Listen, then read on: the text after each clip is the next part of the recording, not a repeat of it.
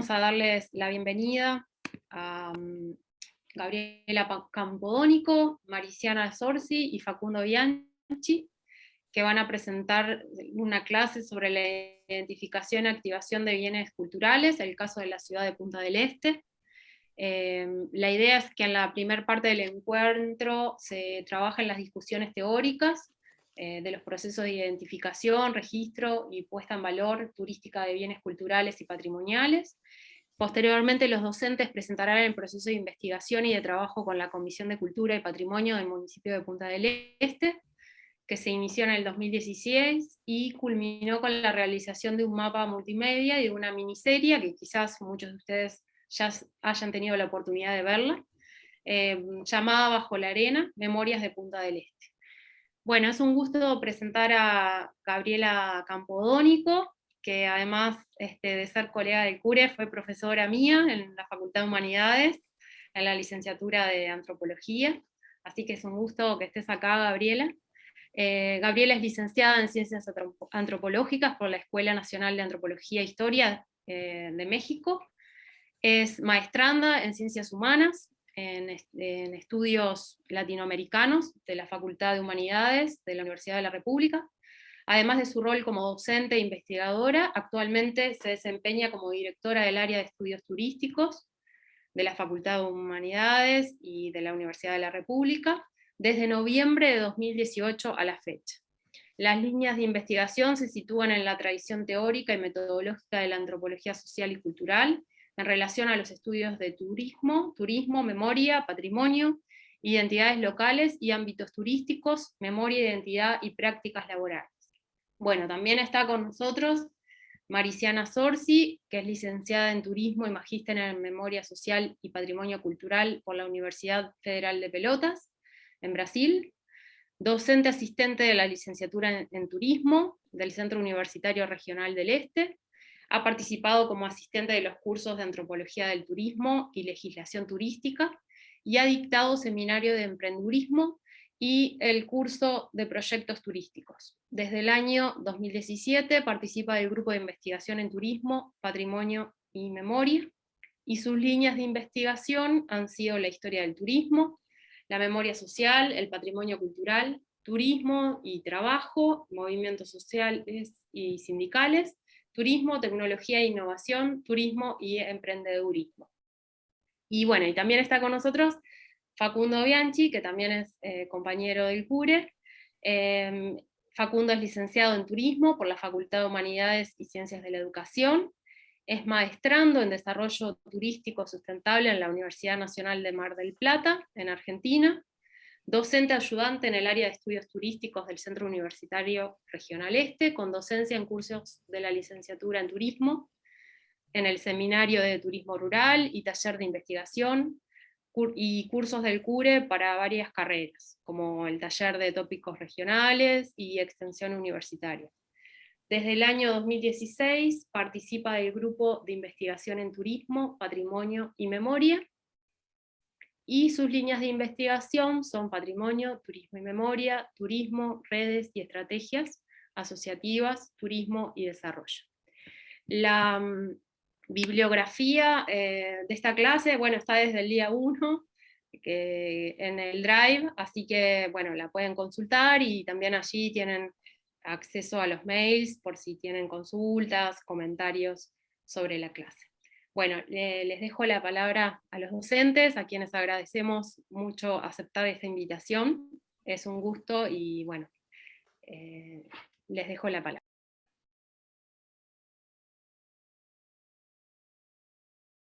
Leti, te voy a pedir por favor si me permites compartir una diapositiva. Sí, por supuesto. Gracias.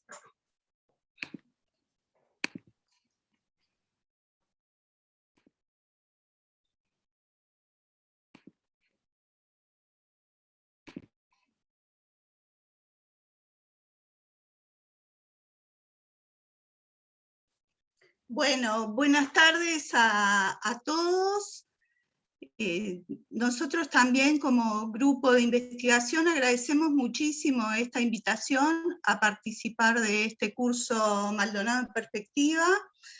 y realmente es una alegría y agradecemos, ya quedamos presentados por Leticia, y es una alegría también ver a los estudiantes y hoy colegas en este lugar, como Victoria también, y como, bueno, como Antonio Lezama, que creo que va a estar, ¿no, Leti? Después viene, Sí, después. sí, Bueno, en 2 clases va a estar. por tanto, bueno, es una ocasión muy, muy linda para mí, y también estar compartiendo con nuevos colegas esta presentación, como son Mariciana y Facundo. Así que, bueno, yo arranco un poco con la presentación del trabajo, que bueno, que es un trabajo, como dice aquí, de activación y puesta en valor de bienes culturales.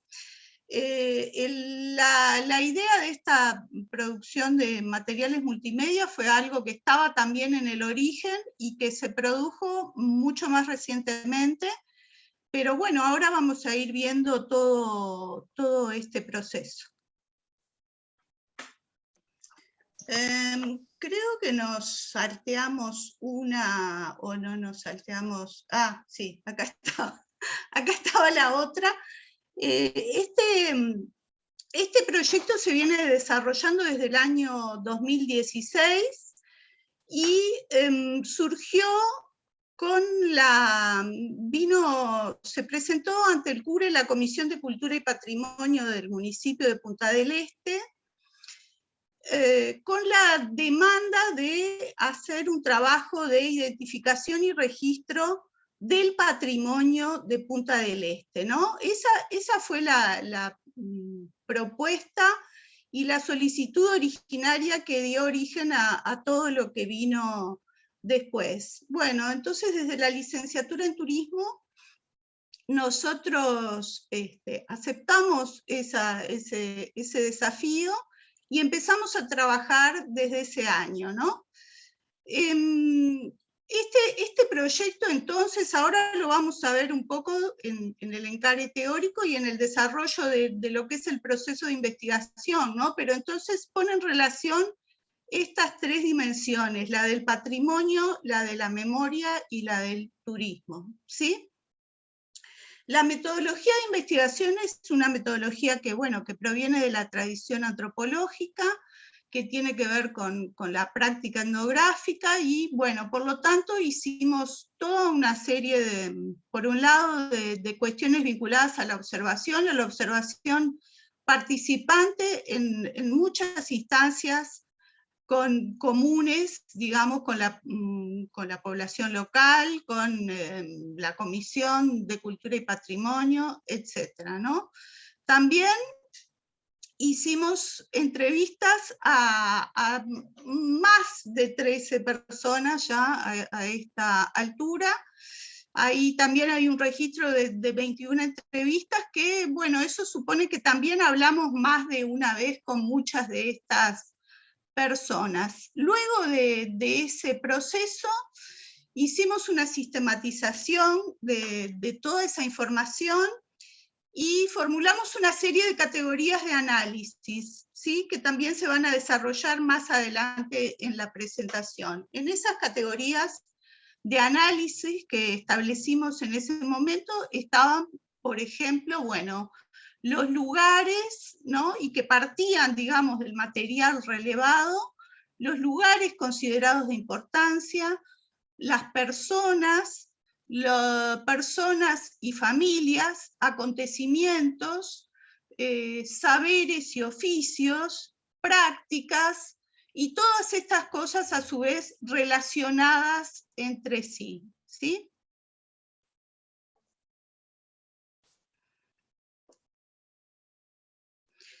Bueno, ahora de lo que vamos a conversar un poquito es de los supuestos teóricos con los cuales nos movimos nosotros en la investigación, ¿no? Luego de esa breve presentación del proceso, vamos a hablar un poquito de los referentes teóricos que utilizamos, ¿no?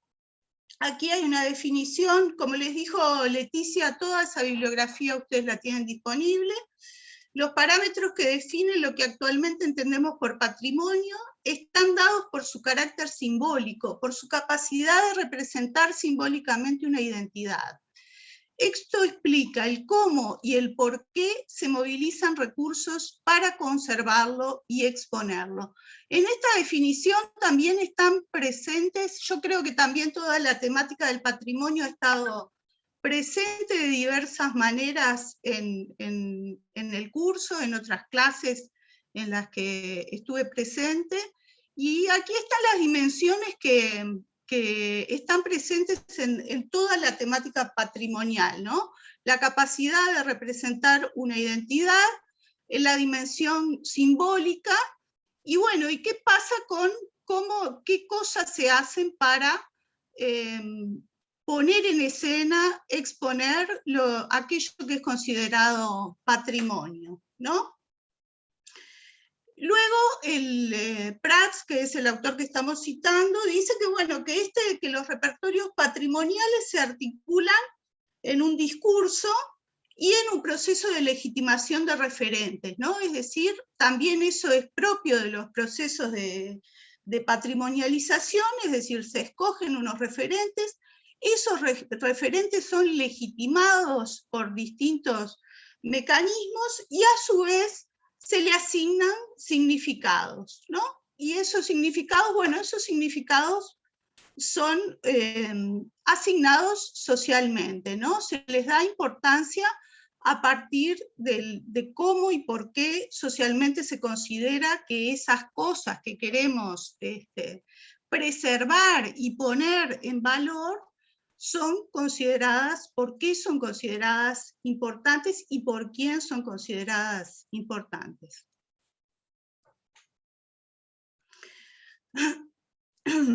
Bueno, entonces, desde este punto de vista, el patrimonio es considerado como una construcción social.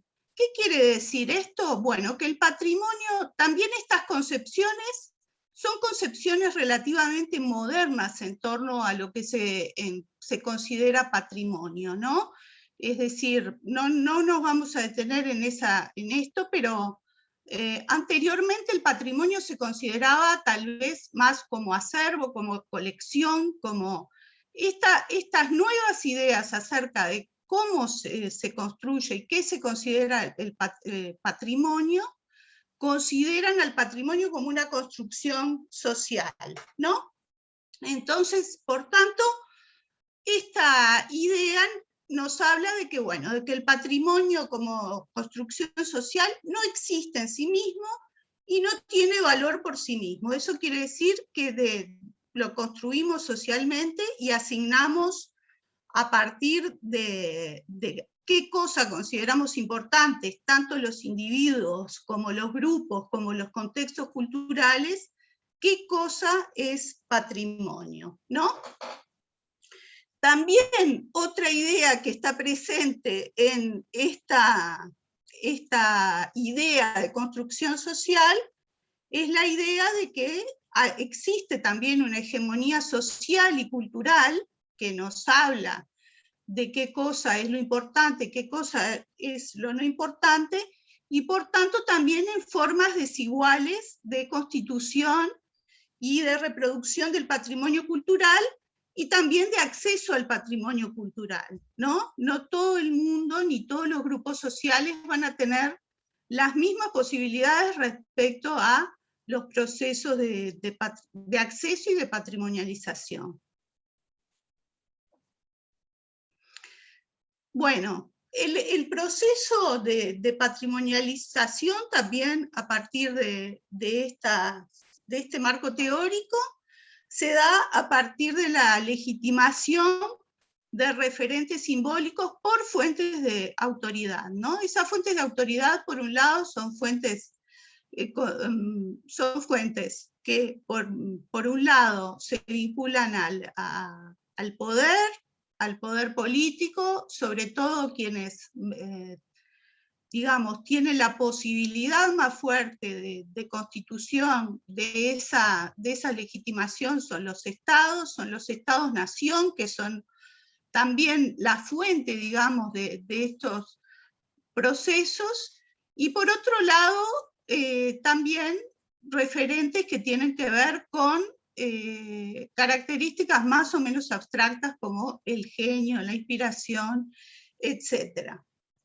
Otra cuestión que tiene que ver con esta concepción del patrimonio como construcción social es el reconocimiento del conflicto, ¿no? Toda esta, si nosotros consideramos que el patrimonio es una construcción social, que hay una hegemonía que define también determinadas cosas, que los accesos son diferenciales, el patrimonio también lo podemos ver como un campo de conflicto, de disputa, ¿no? Donde los diversos grupos sociales van a dirimir cuestiones respecto a qué es lo considerado de vuelta patrimonializable, importante, etc.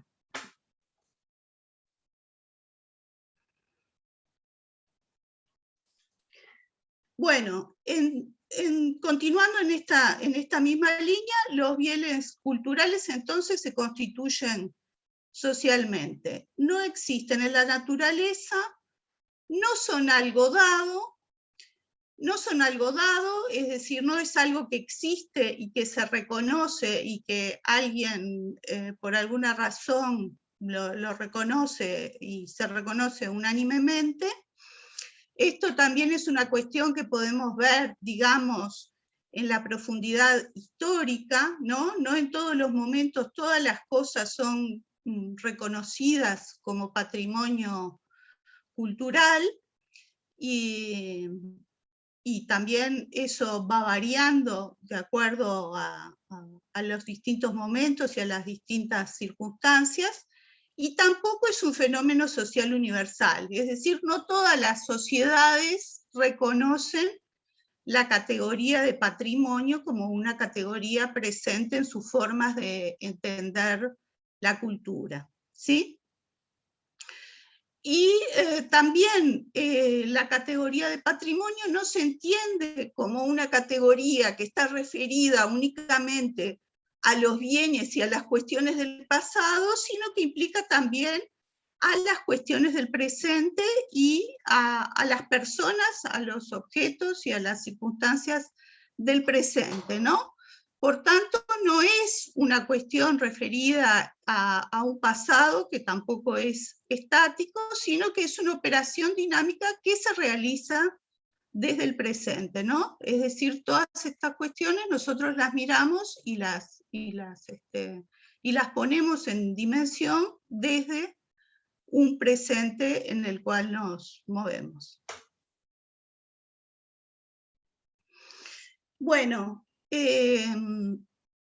la otra dimensión que está en juego en esta investigación que nosotros hicimos, en este proyecto, es la dimensión relativa al turismo, ¿no? Es decir, el patrimonio cultural desde hace muchísimo tiempo está relacionado con el turismo, ¿no? El patrimonio se consideró como forma de hacer turismo desde mucho tiempo atrás, ¿no? Y bueno, y en muchos lugares el patrimonio se convierte en un recurso turístico, ¿no? No solamente en todas estas cuestiones que estábamos presentando, sino que se convierte en un recurso turístico. Y el convertirse en un recurso turístico también es una estrategia que permite la difusión y el acceso al patrimonio, el conocimiento del patrimonio. También eventualmente puede ser una fuente de recursos económicos para la conservación del patrimonio, y también el hecho de que los recursos patrimoniales se conviertan en recursos turísticos es muchas veces una fuente de legitimación de determinadas expresiones culturales no consideradas en su propio contexto social, por ejemplo, ¿no? Bueno, esta cita es de Bertoncello, que es esta cita o algunas de estas ideas, también las tienen en la bibliografía, son de Rodolfo Bertoncello, un investigador argentino. Bueno, y por último, la otra dimensión que nosotros trabajamos en este proyecto, la última referencia teórica a la que queremos referirnos, es al tema de la memoria, ¿no? Porque, bueno, como les decía al principio, cuando se nos planteó la posibilidad de trabajar sobre los bienes culturales de la península, nosotros, bueno, propusimos, bueno, ¿qué tal si trabajamos sobre la memoria de Punta del Este, ¿no? Entonces, en ese sentido, la memoria la entendemos como también en su dimensión social, en su dimensión colectiva, y no en una dimensión de la memoria como memoria individual. Por otra parte, también la memoria se encuentra fuertemente ligada al patrimonio, patrimonio y memoria se encuentran muy ligadas, es otra cosa que trabaja otro autor clásico en este sentido, que es Candó, y bueno, y que refiere, entre otras cuestiones, a las visitas patrimoniales, al rito de la visita patrimonial, también como una de las partes importantes de las visitas turísticas, ¿no? Y a su vez, la memoria como fuente y como consolidación de identidades, como decíamos al principio, ¿no? Como dimensión que también digamos, retroalimenta las identidades y que va a estar presente en estas cuestiones vinculadas a los patrimonios locales y al reconocimiento del patrimonio local.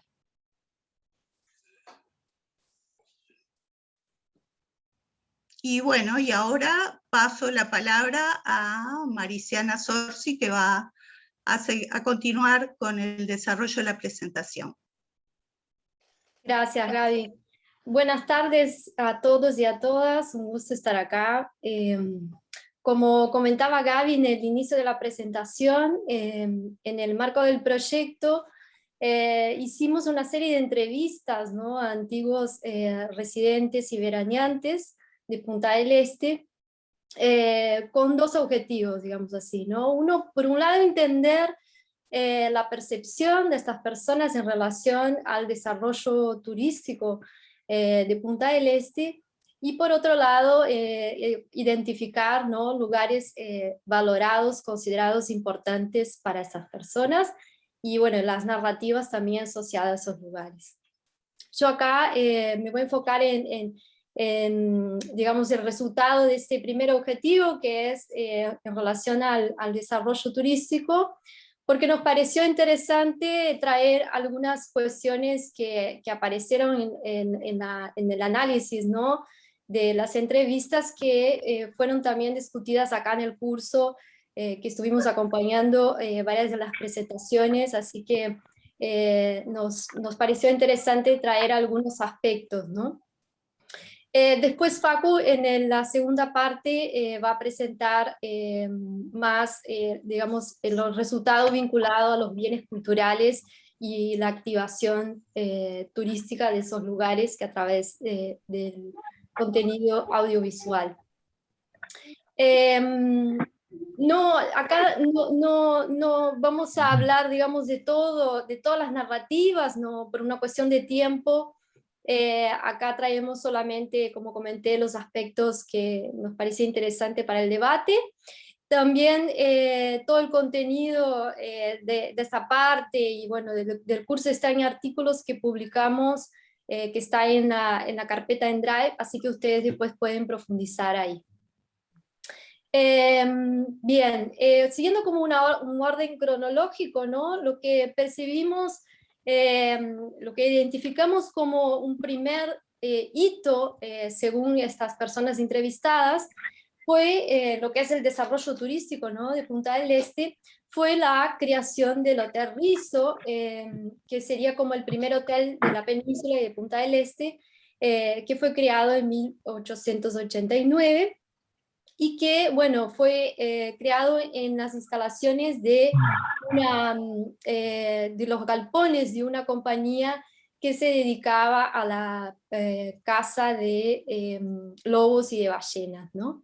Entonces, las narrativas que tenemos como que pudimos analizar, caracterizan la península, ¿no? Como un pueblo de pescadores, donde la principal actividad es la pesca, la caza de lobos, y también eso como que marca un poco cómo surge este primer hotel también en ese contexto. Por supuesto que no son narrativas de recuerdos de infancia, porque ¿no? Es como un tiempo más lejano, son narrativas que se pasan de generación en generación, ¿no? Cuentos y anécdotas de los abuelos y de otros familiares. También tenemos en esa primera etapa como una caracterización de los visitantes de la época, ¿no? Que dicen que eran veraneantes ingleses, familias tradicionales de Uruguay y Argentina, y trabajadores de empresas inglesas, ¿no? De ferrocarriles, navieras, agencias de seguro y bancos, que llegaban en su mayoría en barcos a vapor.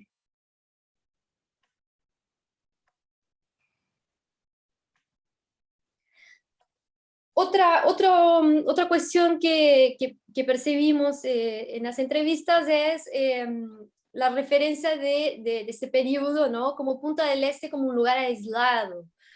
Entonces, en esa narrativa de Luis que dice, por ejemplo, en el Faro había un muro y ahí adentro había gallinas, vacas y todo, porque la familia del farero estaba totalmente aislada, ¿no? O otra narrativa que se refiere más a la cuestión del transporte, ¿no? Yo conocí viejitas de Maldonado que iban a Punta del Este como en una excursión del día, en un carro, atravesando los arenales, ¿no? Que es la foto que vemos a la derecha de la pantalla, una foto de la diligencia, ¿no? Que era el principal transporte en aquel momento, en esa época, y una foto muy linda que encontramos en la página web del Banco de Historias Locales, que es una excelente fuente de investigación que tenemos en el departamento. Después también aparecen en las narrativas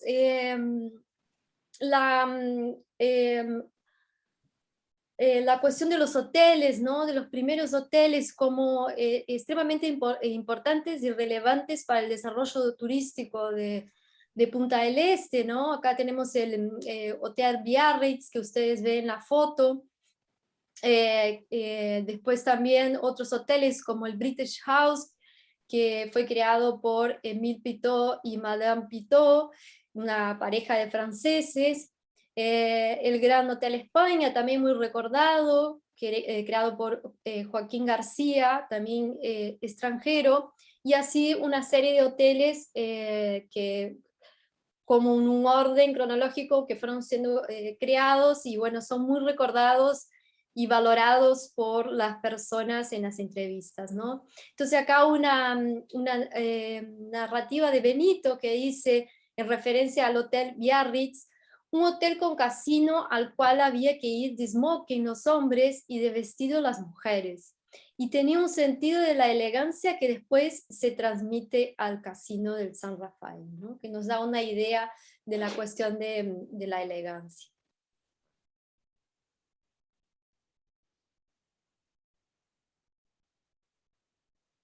Y bueno, relacionado con la cuestión de la hotelería aparece un hombre, ¿no? Madame Pitot, que creadora de uno de los hoteles, de los primeros, francesa, que bueno, también está, además de la hotelería, está asociada a la gastronomía. En las anécdotas aparece, en las narrativas, la cuestión de las empanadas de Madame Pitot, muy, muy relevantes, como que la caracterizan como artífice maravillosa de las comidas, ¿no? Y ella tuvo un papel en lo que es la capacitación, ¿no? En la época, según lo que nos contaron. Acá vemos a través de la narrativa de Benito, ¿no? Enseñaba a todos sus empleados todo lo que era el trabajo turístico, cómo cocinar, servir, bordar, poner manteles, hacer todo aquello de lo que era parte de la recepción hotelera, ¿no? Entonces tuvo como una participación en el desarrollo turístico.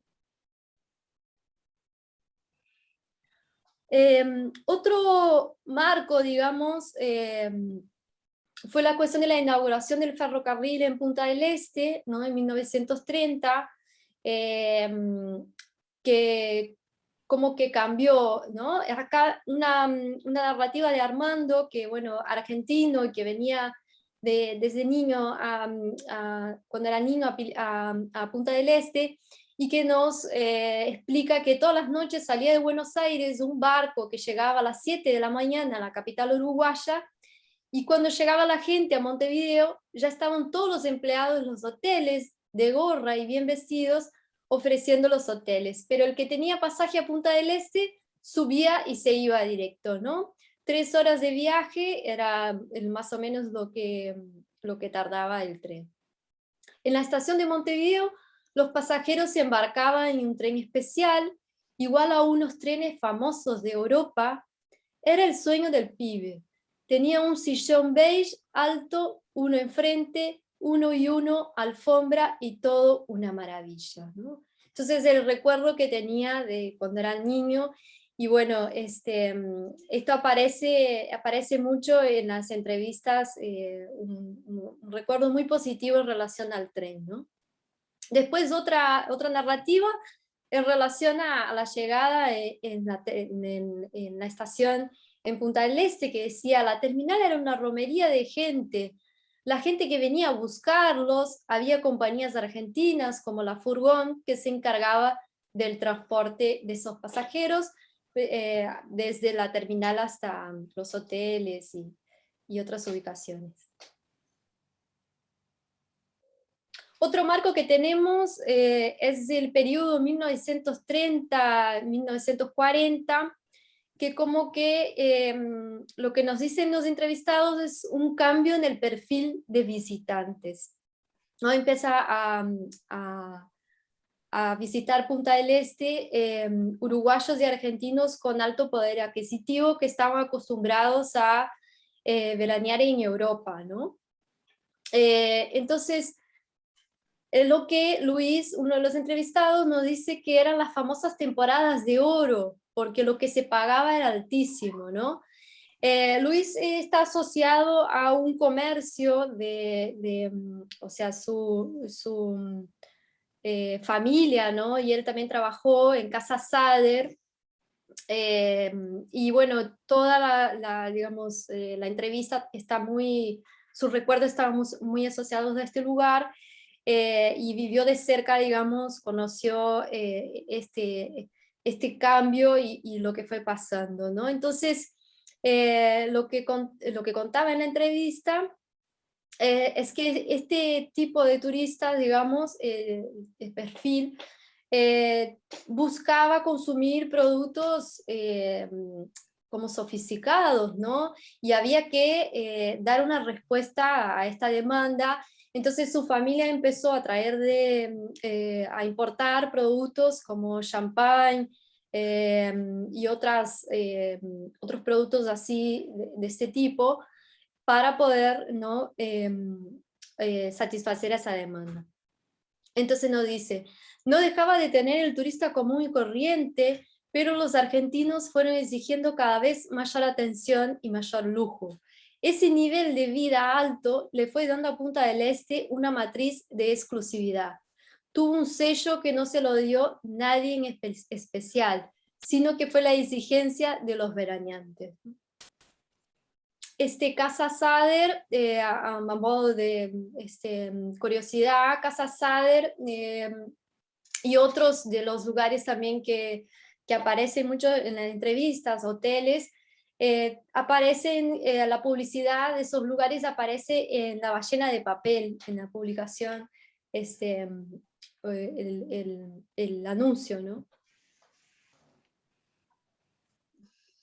Siguiendo con el tema del cambio en el perfil de visitantes, no solo empezaron a demandar estos productos más sofisticados, como también tenían como un comportamiento diferente, digamos, de las personas que vivían en Punta del Este y de otros veraneantes, ¿no?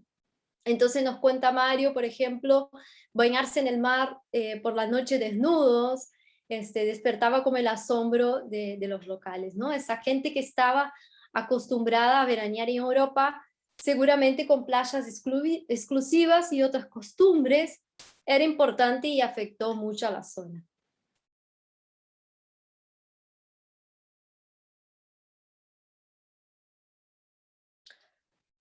Otra de las cuestiones que pudimos percibir es la relación, ¿no?, de uruguayos y argentinos, o de los argentinos con Punta del Este.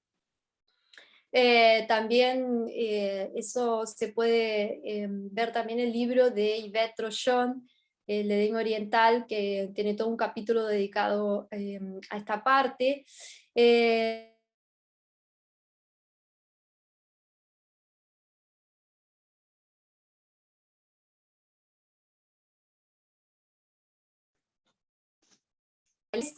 Se conocieron acá en el verano, algo muy común entre la gente.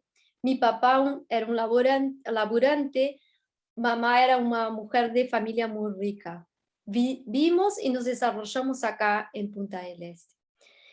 También muchos argentinos, ¿no?, se enamoraron de Punta del Este y hicieron comprar terrenos y tener casas de segunda residencia, y también algunos vivieron en Punta del Este, se establecieron en Punta del Este.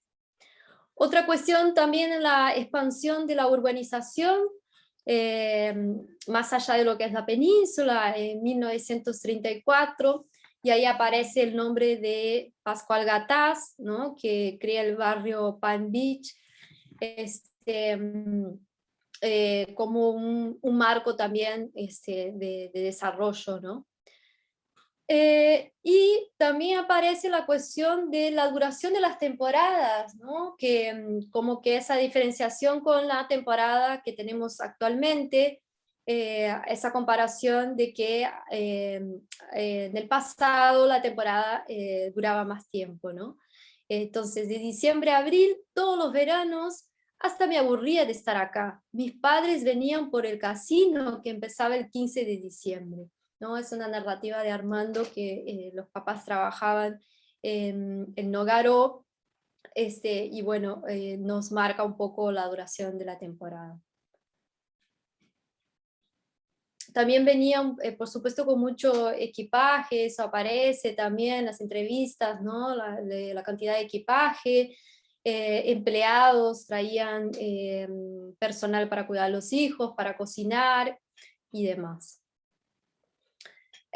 Otro elemento que aparece es la cuestión del trabajo, ¿no?, de que, bueno, esa idea de que había que aprovechar la temporada, ¿no? Entonces los niños trabajaban, por ejemplo, ayudaban los papás en actividades que podían desarrollar, ¿no? Acá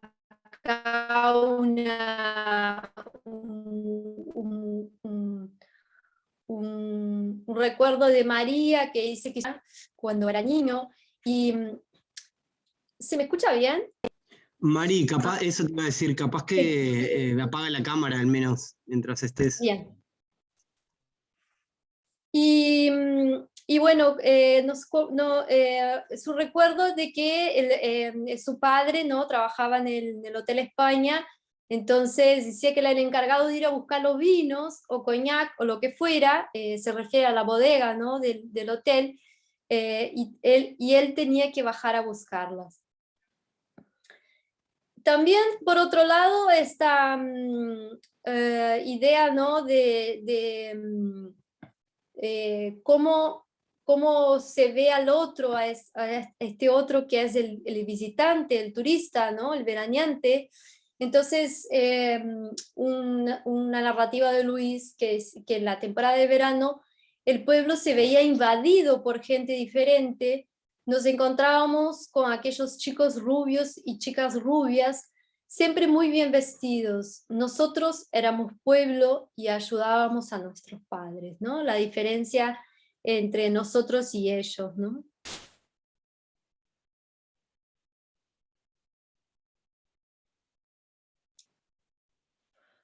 También, siguiendo más o menos de esta línea, ¿no?,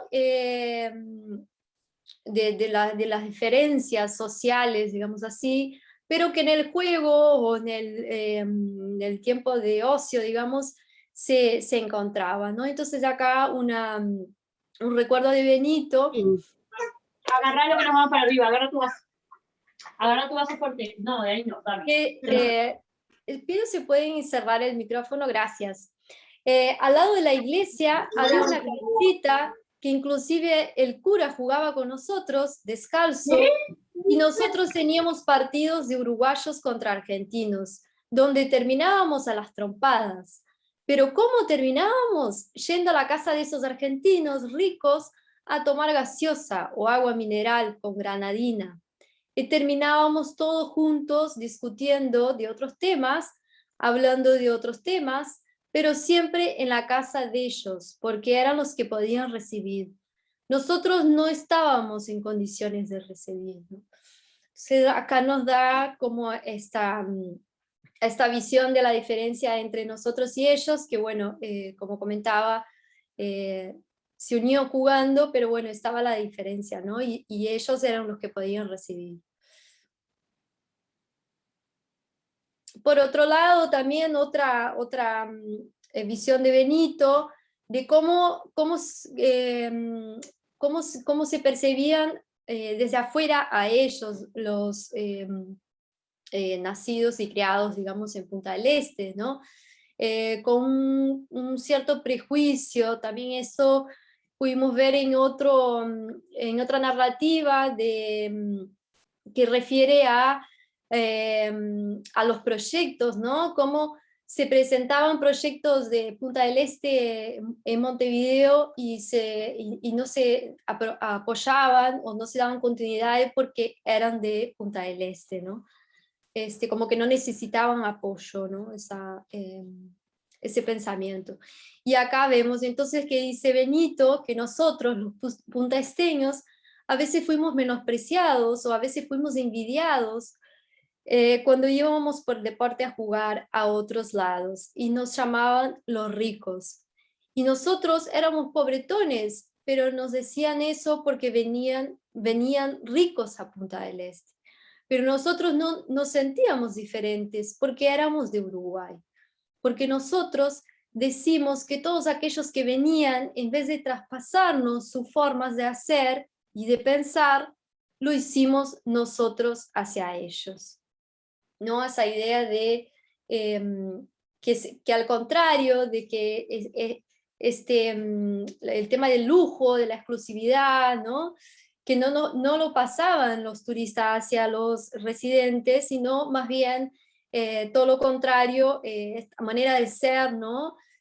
Tranquila, la humildad, se pasaba hacia los turistas.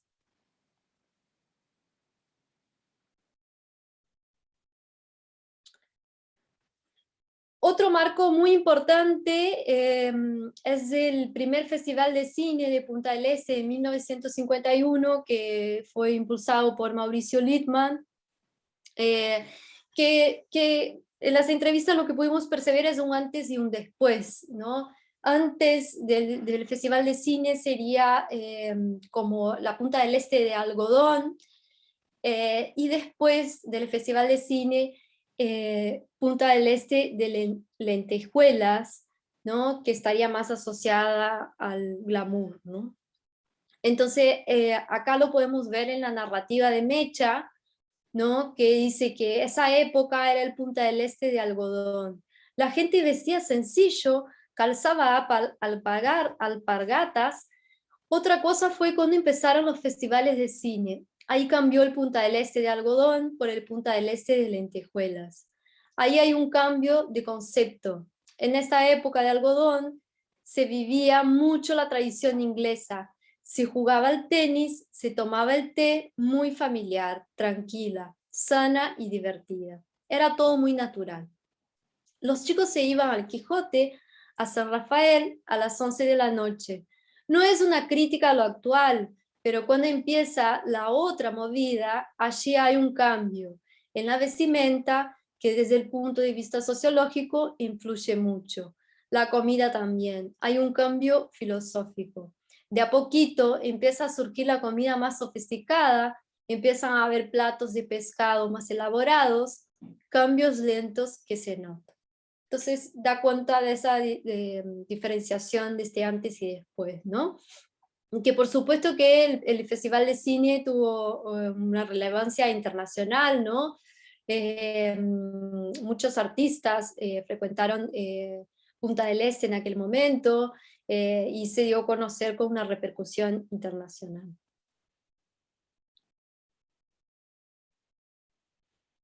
Siguiendo también con Mauricio Littman, tenemos otro marco que es la construcción de los primeros edificios, como el Vanguardia, ¿no?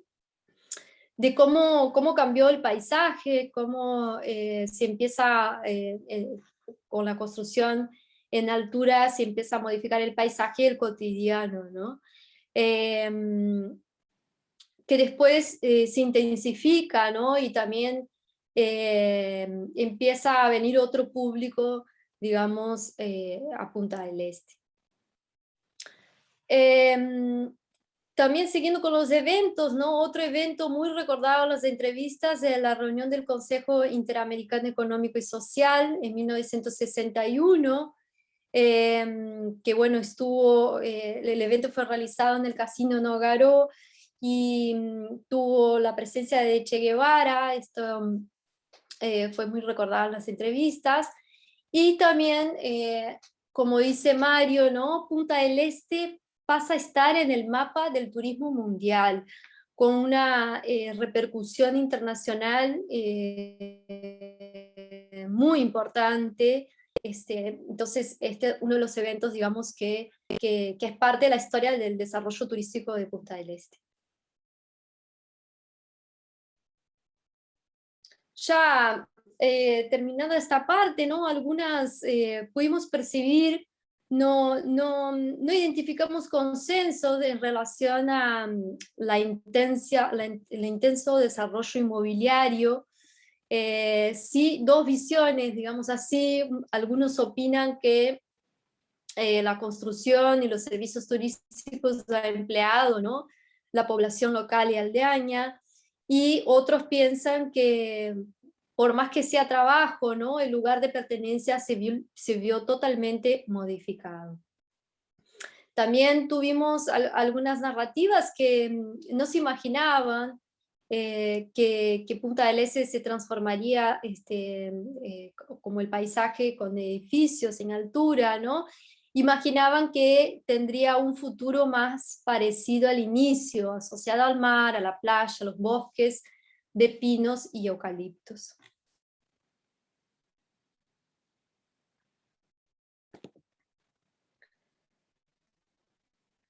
También lo que pudimos percibir en las narrativas es ese sentimiento de la nostalgia, ¿no? De que aquella era una época muy linda, donde todos nos conocíamos, estaba la panadería, el comercio, ¿no? Y también la idea de que algo se perdió y que ya no va a volver a ser lo que era, ¿no? Ya el progreso, digamos, ya está hecho y el desarrollo ya está hecho y no se puede volver.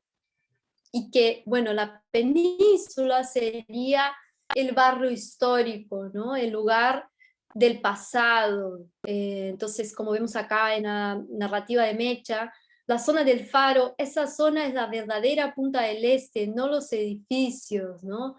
Otra narrativa que dice, yo tendría que irme allá, a la punta, donde nací, estoy en la parada 6, me quiero ir a vivir allá y olvidarme.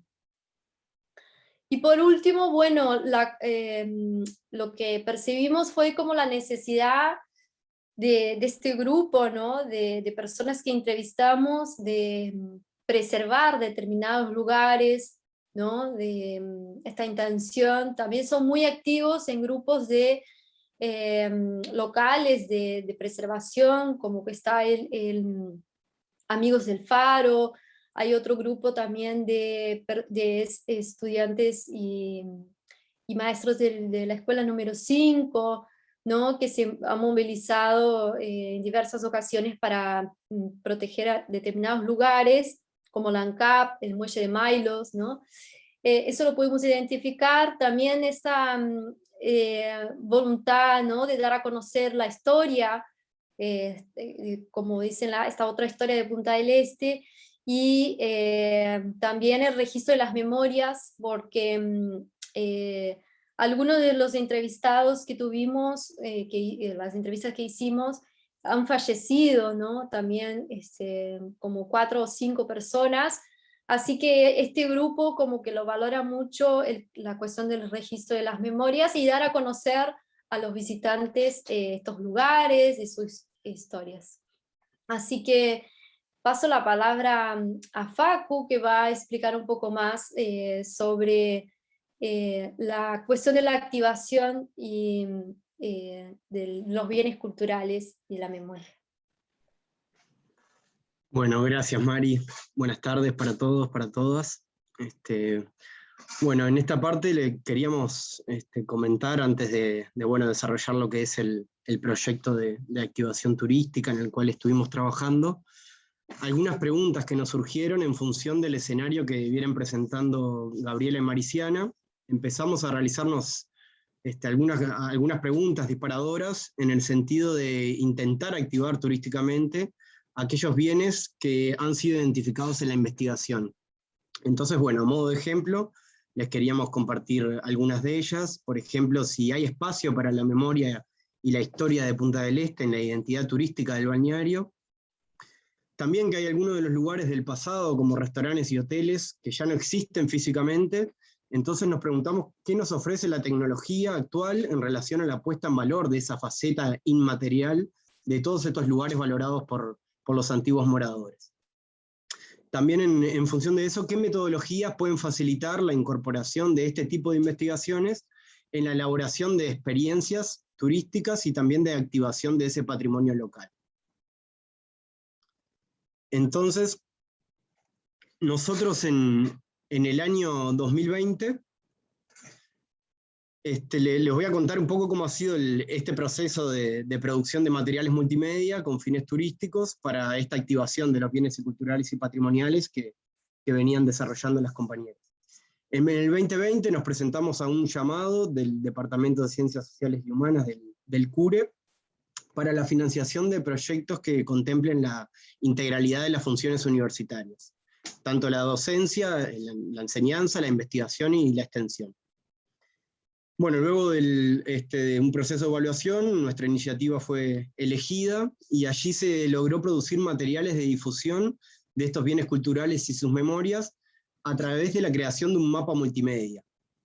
Que dicho mapa lo que contiene son fragmentos de audios de las entrevistas, textos y cortometrajes que aluden a los bienes identificados, con la finalidad, bueno, de disponibilizar esto al público en general, ya sea la comunidad local como los posibles visitantes y usuarios, y también como pieza de divulgación para mostrar los resultados alcanzados en esta etapa que estamos concluyendo de la investigación. Y bueno, en función de las funciones de la universidad, nosotros nos habíamos planteado algunos objetivos. En cuanto a la enseñanza, problematizar los bienes culturales identificados desde una perspectiva patrimonial y turística, un poco en función del marco teórico también que estuvo comentando Gabriela al principio, mediante la realización de trabajos prácticos en el curso de Antropología del Turismo, curso que es parte de la licenciatura en Turismo del CUBRE y del cual Gabriela y Mariciana son parte.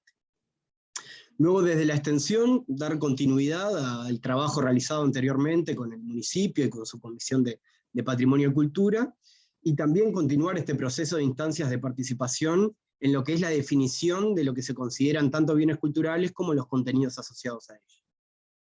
Por otro lado, también la creación, digamos, de estos materiales tiene como fin en sí mismo hacer accesible ese conocimiento a la comunidad en general. Y por último, desde la investigación, nuestro objetivo era generar conocimiento sobre cada uno de esos bienes identificados, utilizando, bueno, por un lado, fuentes primarias, como son todas las entrevistas elaboradas en la primera etapa del proyecto, y también fuentes secundarias, ya sea revisión bibliográfica, documental, imágenes y otro tipo de archivo. Entonces, bueno, con la finalidad de facilitar un poco lo que es la comprensión de todas las actividades que hemos realizado en el proyecto, logramos identificar 3 etapas. Una primera etapa, que es la geolocalización de estos lugares que teníamos identificados en el proceso de investigación, y luego una sistematización de categorías de esos bienes en base a categorías de análisis y la aparición de esas memorias de los entrevistados de los diferentes lugares, que a su vez son lugares que tienen diferentes características y particularidades, ya sea por su arquitectura actual, por sus vestigios, su funcionamiento, su rubro, pero que sí tienen algo en común, que es estar presente, digamos, en la memoria colectiva de las personas que hemos entrevistado. Entonces, bueno, en ese sentido, identificamos de todas las entrevistas 35 lugares que se pueden encontrar o que podemos identificar en estas categorías. Por un lado, clubes y asociaciones, por otro, hoteles y casinos, construcciones del Estado, comercios y servicios, restaurantes, bares y cines, playas y plazas, y lugares históricos inexistentes. Entonces, bueno, luego de esta identificación y de ya contar con los 35 lugares, se dio lugar al diseño de un prototipo de mapa. Lo que hicimos fue diseñar un prototipo de lo que sería el mapa y realizar visitas en el área delimitada con el fin de también identificar la viabilidad del uso turístico de ese recurso. Donde, bueno, tuvimos en consideración varios aspectos, como puede ser la distancia que llevaría a hacer ese trayecto, los tiempos de traslado, el estado de conservación de los bienes, la inexistencia o existencia de vestigios materiales en la actualidad, elementos que se puedan percibir, entre otros aspectos. Entonces, bueno, una vez de que se terminó todo ese proceso y validamos el mapa, se continuó con una redacción de una breve reseña para cada lugar de interés, con el fin de, bueno, proporcionar información instantánea al visitante cuando tiene el mapa papel en su mano.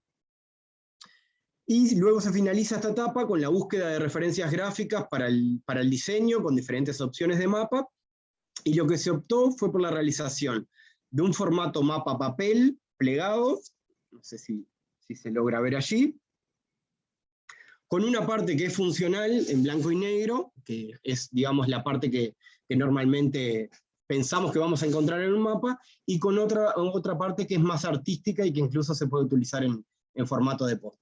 Si me permiten, les voy a mostrar el ejemplo de lo que les estoy comentando.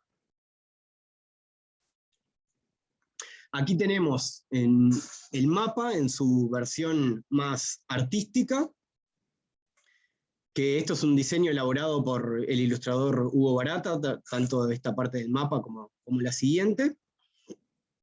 Y luego tenemos otra parte que es la parte más funcional, digamos, de lo que es un mapa, el cual contiene la caracterización de cada uno de los bienes en función de las categorías que les estaba comentando, y la georreferenciación de los puntos en el mapa. Y a su vez contiene una pequeña introducción de lo que fue todo el proceso de la investigación, y un código QR en el cual, bueno, vamos a profundizar más adelante cuál es la utilidad.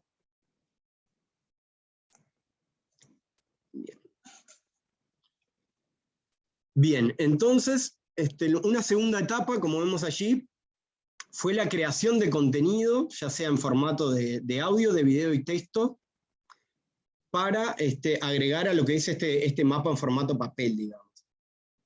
Dado las limitaciones que teníamos, ya sea de espacio en el papel, en el mapa, en el papel impreso, nosotros optamos por incluir ese código QR que les estaba mostrando con acceso a una carpeta en la plataforma Google Drive. Entonces el usuario puede encontrar más información sobre cada uno de esos puntos de interés. Se eligió que esa información adicional a su vez esté disponible por medio de diferentes recursos, ya sean audios, ya sean videos o textos con imagen. Entonces, bueno, nosotros, ¿qué es lo que queríamos plasmar? Es que ese documento contemple la información del lugar, imágenes del pasado y del presente, anécdotas y memorias destacadas de las entrevistas, y también en algunos casos bibliografía en la cual se pueda profundizar sobre la información de cada bien, ya sea por medio de narrativas, de libros, de notas de prensa, y entre otros recursos. Y también nos parecía muy interesante incorporar una dimensión auditiva de esas memorias, a lo que, bueno, agregamos algunos fragmentos de audio de lo que fueron las entrevistas realizadas con algunos relatos que son bien interesantes de cada uno de los lugares. Y todo esto en parte surgió porque nosotros identificamos una falta, una inexistencia de información online sistematizada sobre la mayoría de los bienes. Entonces, en esta fase realizamos un relevamiento bibliográfico, consultas en los diferentes portales de Internet, donde encontramos información, en foros y grupos de Facebook, como mencionaba Mari, y el análisis de las entrevistas realizadas en el marco del proyecto. También buscamos algunas imágenes que podían ser interesantes, relativas a cada bien, ya sea fachada, imágenes en diferentes épocas de su trayectoria, menú de restaurantes, acontecimientos y eventos, personas asociadas a esos lugares, entre otras opciones. Y bueno, un poco también vinculado con lo que conversábamos sobre la integralidad de las funciones, en esta etapa los estudiantes del curso de Antropología del Turismo también fueron invitados a publicar sus trabajos de final de curso, cuya consigna estaba justamente centrada en los bienes culturales de la península. Entonces, bueno, les voy a mostrar a modo de ejemplo uno de los documentos que estuvimos elaborando. Aquí pueden ver el documento que hicimos para la escuela número 5, el cual contiene imágenes antiguas de la escuela en diferentes épocas, una breve reseña histórica de lo que es la escuela y cómo fue su trayectoria. Luego también en varios de los documentos incorporamos algunas particularidades o curiosidades que vamos encontrando en el camino. Acá, por ejemplo, la primera lista de útiles que fueron enviados a la escuela para que dé comienzo a sus actividades en 1896. En gran parte de los documentos hay como ese tipo de curiosidades, digamos, aparte de lo que es fotos de la fachada o del lugar. Y también una dimensión bien interesante, y en particular para este lugar, que es un bien que tiene su misma funcionalidad en el presente, ¿no?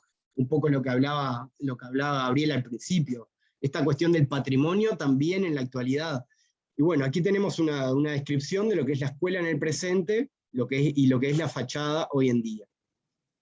También adicionamos algunos relatos asociados a la escuela, en varias generaciones que fuimos entrevistando en el proceso de trabajo.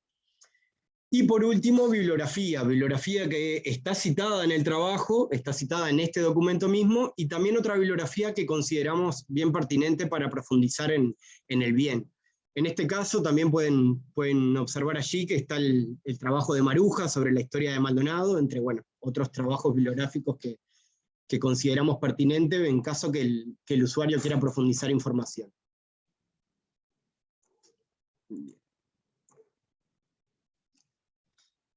Bien, entonces esta etapa, digamos, esta segunda etapa, da comienzo a una tercera, que es la coproducción de 15 videos de algunos de los bienes culturales que están presentes en el mapa.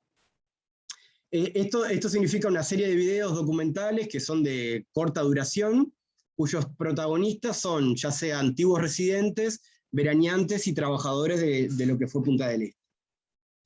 La realización de este contenido en esta etapa también contó con el apoyo del municipio de Punta del Este, que hizo la contratación de un equipo técnico especializado en producción audiovisual, que se llama Incógnita Multimedia, que es una productora local de Maldonado, Y bueno, durante todo ese proceso tuvimos una serie de reuniones, ya sea el equipo de investigación, este equipo audiovisual y el municipio, a fin de planificar y coordinar las diversas actividades que implicaría la filmación de los videos.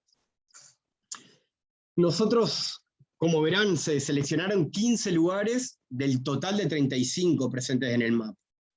Bueno, la selección básicamente estuvo limitada por cuestiones presupuestales, de imposibilidad de abarcar la totalidad de bienes, y el criterio de selección se basó principalmente en la existencia de personas que puedan compartir, hablar y contar historias sobre esos lugares, y también la disponibilidad del material previo que nosotros contábamos de la investigación.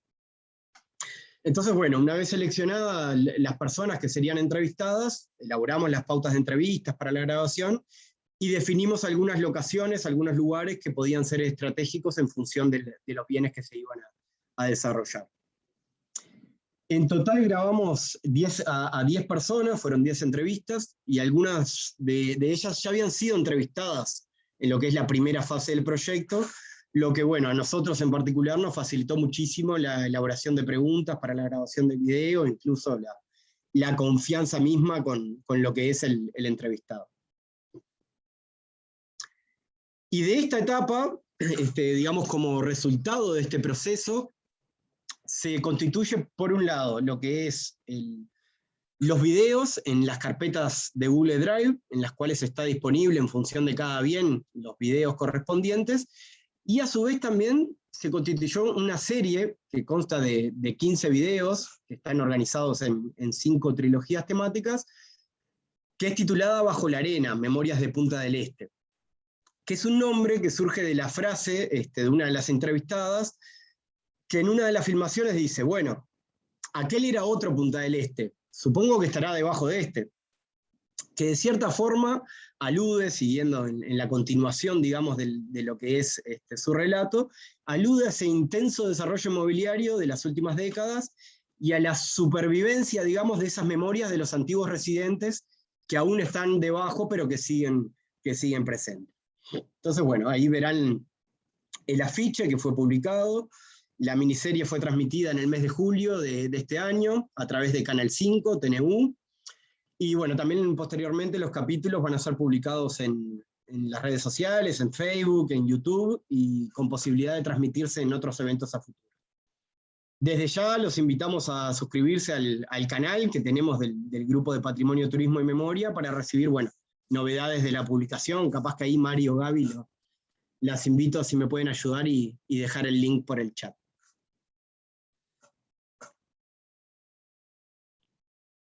Bueno, después una breve mención a los protagonistas, a los entrevistados, digamos, en esta etapa de lo que fue la filmación de los videos. Acá vemos a algunos de ellos, no su totalidad, pero queríamos dejar explícito la imagen de al menos algunos de ellos. Tenemos a Rubén, que bueno, fue un mozo de la fragata durante décadas. Está Gabriela, que es nieta de Asensio Iturria, quien fue el creador de Marisconea y hoy en día da continuidad en el tiempo a lo que es ese emprendimiento gastronómico. A Walter, que está muy identificado con el Hotel España por nacer allí y trabajar desde muy joven. A Emilio, que es un pescador de décadas en el puerto de Punta del Este, que bueno, sus narrativas se giran en torno a lo que es el puerto, la pesca y la navegación. Yolanda, que tiene una historia fascinante, su familia ligada al mar durante varias generaciones, y también, bueno, últimamente ha realizado varios libros escritos sobre Punta del Este en base a sus memorias y a diferentes narrativas de su familia. Y por último, a Dilamar, que, bueno, ligado históricamente a la escuela número 5 por su participación durante varios años como maestro y también como director de esa misma escuela. Acá pueden ver la imagen del mapa, que fue lo que les mostraba en la presentación. Y me gustaría también compartirles un breve video que quizás deja de forma más explícita de cómo es el funcionamiento del mapa. Voy a dejar de compartir solo por 2 segundos para poner el video.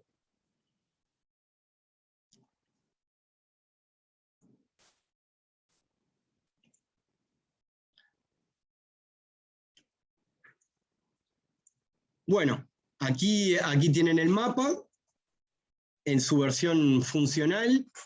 Esto es el código QR que mediante el celular se accede a lo que es la carpeta en Google Drive. Esta carpeta contiene los diversos bienes que se encuentran georreferenciados en el mapa. Ahí podemos ingresar a cualquiera de los bienes que tengamos interés y se despliegan los diferentes recursos disponibles. Tenemos el video, que ahora se los vamos a compartir a continuación, que es uno de los recursos utilizados. También están los fragmentos de los audios de los entrevistados. Y por otra parte, el documento que contiene las diferentes imágenes y la información general sobre cada bien cultural.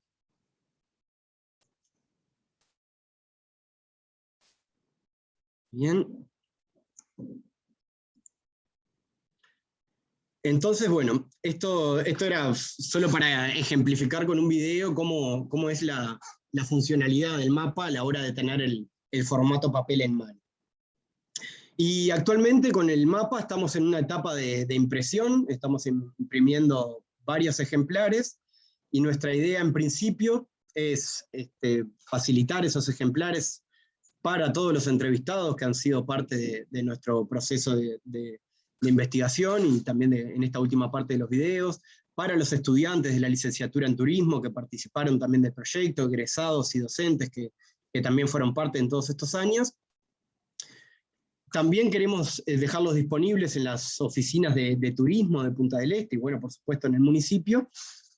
Y bueno, también nos interesaba dar un ejemplar a cada uno de los participantes del curso de Maldonado en Perspectiva, y también dejar ejemplares para que estén disponibles en el Instituto María Guerra.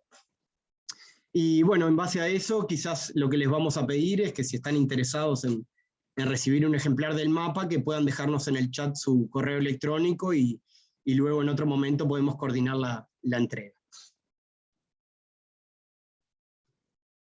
Bueno, algunas consideraciones finales, como para ir cerrando esta presentación un poco relámpago. La memoria, bueno, la memoria compartida que delinea los trazos de una Punta del Este pasada y reivindicada por los locales como ideal, ¿no? Esa frase de aquella Punta del Este nos espera debajo de esta, que es bien interesante, cómo varios de los entrevistados hacen una crítica o una percepción del modelo de desarrollo de Punta del Este, principalmente vinculado a lo que es el desarrollo inmobiliario. Y con esa percepción de que ese Punta del Este pasado y reivindicado aún está presente en las memorias de los antiguos residentes y trabajadores, más allá de las torres del progreso, en palabras de uno de los entrevistados. Después, bueno, todos los lugares identificados como importantes para estos grupos locales están asociados a acontecimientos, a prácticas, usos y relaciones, transmitiendo así la materialidad de los bienes, independientemente de la existencia material de ellos en el presente, ¿no? Y esto creo que nos genera preguntas disparadoras, como, por ejemplo, ¿cómo activar turísticamente lugares que no existen en el presente? Y el mapa, en cierto sentido, aporta, digamos, en esa línea. Y también esto se vincula con lo que nosotros mostrábamos al inicio de las preguntas disparadoras, ¿no? De qué forma activar este patrimonio cuando tiene ciertas condiciones a veces, cuando no hay vestigios disponibles, o cuando son desde las memorias de las personas entrevistadas. Y bueno, por otra parte también la mayoría de estos lugares, o las narrativas que emergen a partir de ellos, no son parte de la oferta turística de la ciudad, ya sea como circuitos temáticos o emprendimientos públicos o privados. Y también esta cuestión es bien interesante para reflexionar, ¿no? ¿Cuál es la oferta turística actual de Punta del Este? ¿Y por qué hay lugares que son tan valorados por los locales que no son parte de esa oferta? Esto, bueno, creo que es uno de los aspectos bien interesantes para pensar y para reflexionar a futuro. Luego, compartirles también algunos desafíos que tuvimos en el proceso. Bueno, la falta, digamos, incluir la diversidad de identidades y de memorias socialmente compartidas en poco tiempo y con pocos recursos. En todas estas etapas nos faltó muchísima gente por entrevistar, que perfectamente son pueden ser parte de lo que es esta construcción social colectiva, pero bueno, por digamos, estas limitaciones, nos enfrentamos a este desafío de incluir esa diversidad de identidades y memorias. Y por otro lado, bueno, también la memoria, esto que un poco hablaba Gaby al inicio, como construcción social viva entre lo que es el pasado y el presente, es un proceso que es constante y que no termina, digamos, en la configuración de narrativas de un conjunto de actores, como puede ser en este caso estas personas, sino se construye mediante espacios de participación colectiva que retroalimenten esos significados de los bienes patrimoniales. Y nos interesaba remarcar que este mapa, digamos, no es un fin en sí mismo. Y nuestra intención es que sea un punto de partida para incentivar más espacios de construcción colectiva e incorporar más actores en la configuración de la memoria y la continuación de este ejercicio de lo que es la valoración y activación patrimonial, ya sea mediante el turismo o no. Y por último, una nueva línea de investigación que también estamos profundizando con el equipo, se basa en lo que es la memoria y trabajo en el sector turístico de Maldonado. Y bueno, en este sentido estamos trabajando en la memoria y la historia del trabajo del sector en el departamento a través de la trayectoria del Sindicato Único Gastronómico Hotelero del Uruguay en la filial de Maldonado. Entonces, bueno, estamos en la etapa inicial de esta nueva línea de investigación y hemos realizado algunas actividades y entrevistas. Y por último, queríamos compartirles un video que es sobre uno de los bienes culturales y que también es parte de la miniserie Bajo la Arena que hemos comentado.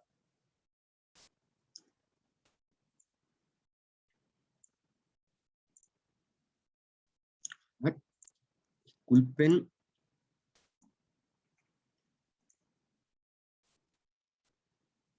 Muy bien.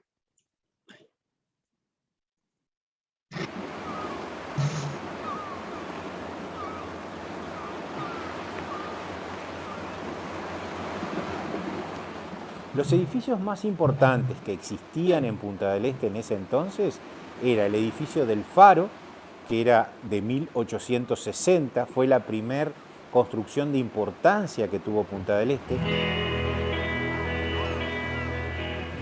En esta zona era muy peligrosa por el tema de los naufragios.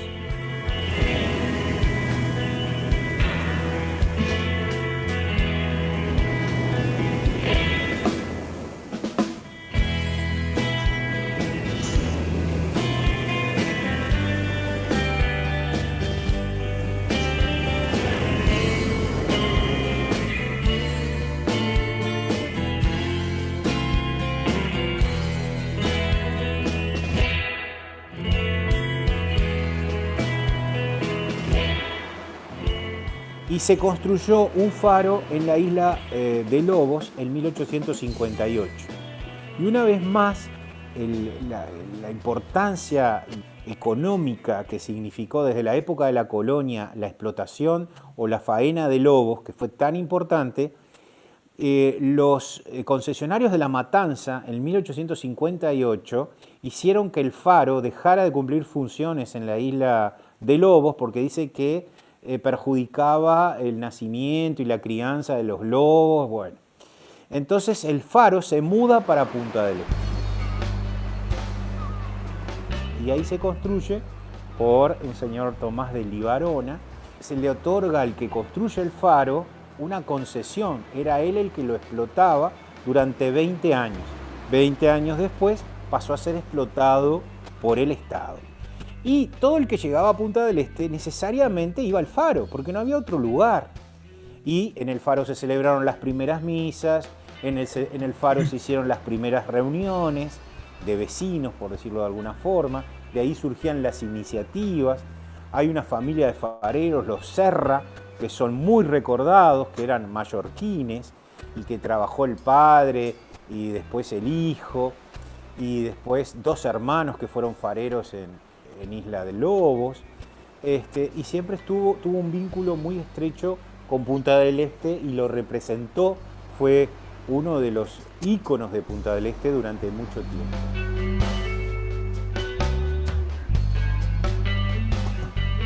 Y recientemente hemos encontrado un retrato hecho por Blanes Viale de el farero que estaba en una de las páginas del álbum, porque la gente subía y dejaba sus impresiones en el faro. Ese pedazo de papel, por decirlo de alguna forma, terminó en la Dirección de Cultura y estaba en un depósito que lo encontramos recientemente, y es un dibujo a lápiz de Blanes Viale de 1909 de uno de los Serra, ¿no? de Juan Serra.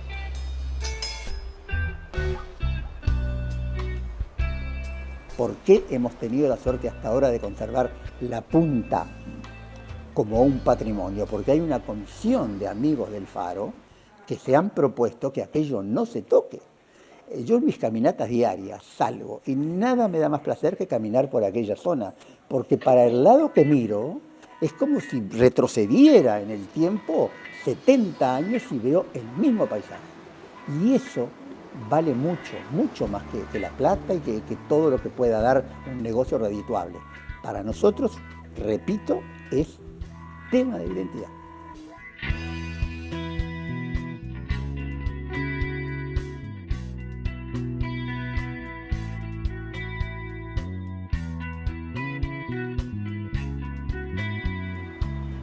Está todo muy relacionado con los sentimientos de la gente, el arraigo que la gente tiene hacia sus cosas y sobre todo la identidad del lugar en que uno vive. Personalmente, lo dije recién, este es mi lugar y entonces estoy dispuesto a defender todo lo que sea importante desde este punto de vista.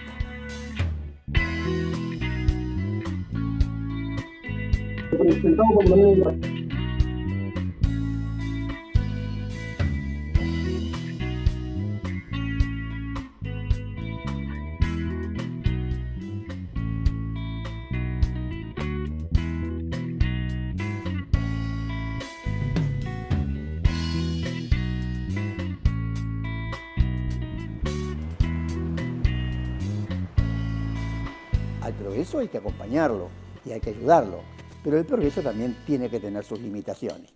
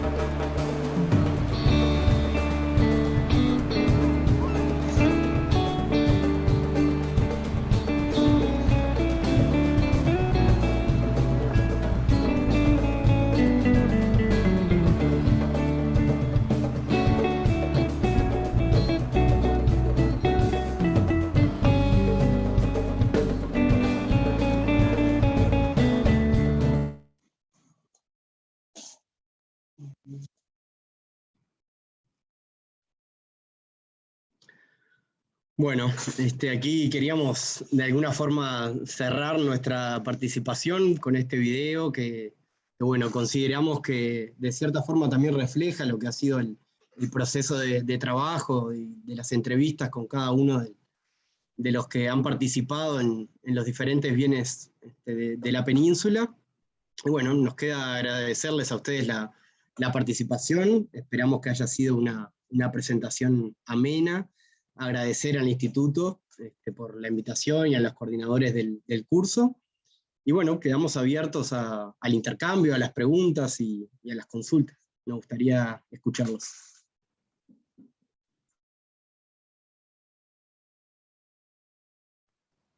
Muchas gracias a los tres. No sé si Leticia, tú quieres dar la palabra primero.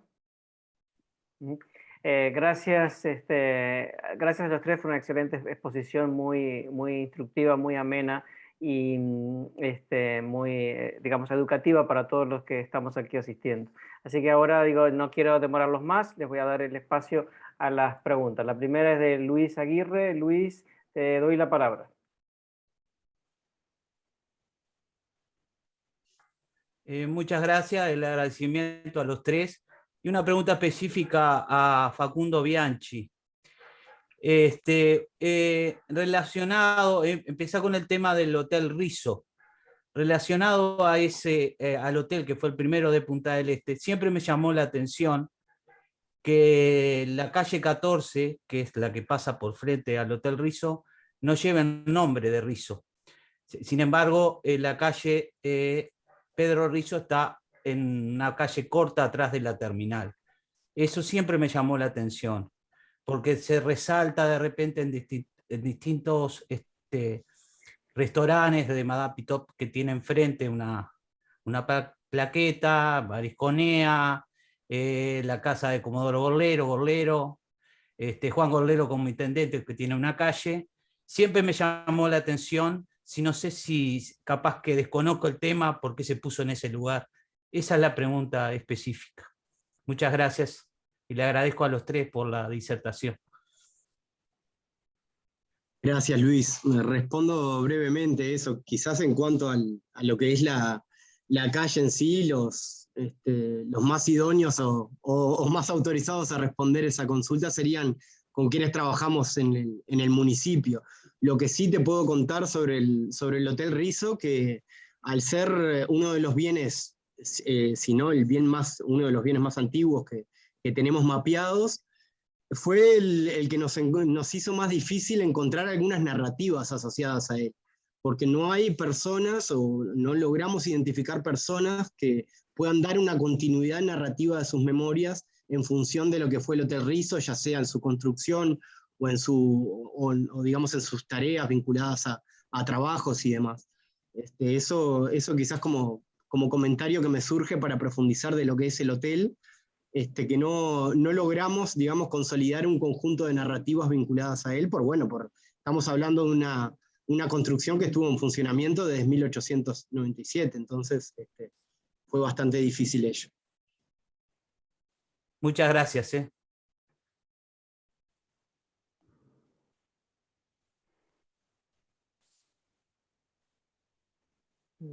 No, en el chat todavía no tenemos preguntas, no sé si alguien más quiere participar. Recuerden que pueden hacerlo escribiendo en el chat si tienen alguna consulta, o también usando en la sección de reacciones usar la mano levantada.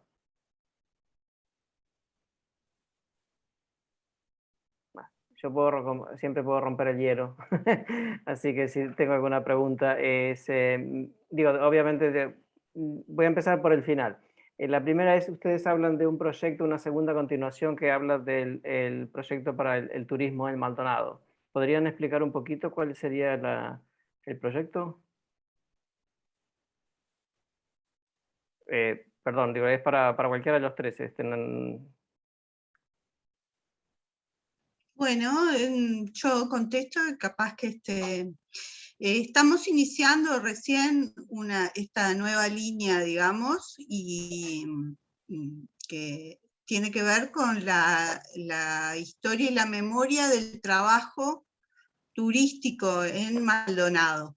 Esa es un poco la idea general del proyecto que recién estamos iniciando. Porque, bueno, por un lado, como continuación, digamos, natural de lo que veníamos haciendo, y por otro lado, porque también fuimos viendo que hay muy poca información sobre este sector específico. Entonces, bueno, iniciamos ahora, hace poquito estamos iniciando este trabajo, estamos revisando bibliografía y empezamos, como creo que Facundo lo mencionó, un vínculo que también se inició anteriormente, porque este proceso de trabajo ya es largo, y también en ese proceso nosotros formulamos lo que se llama en la universidad un espacio de formación integral. En ese espacio iniciamos un vínculo con el SUGU, con el Sindicato Único Gastronómico y Hotelero del Uruguay, que bueno, ahora estamos continuando, y que de alguna manera vertebra, digamos, esta investigación de ahora.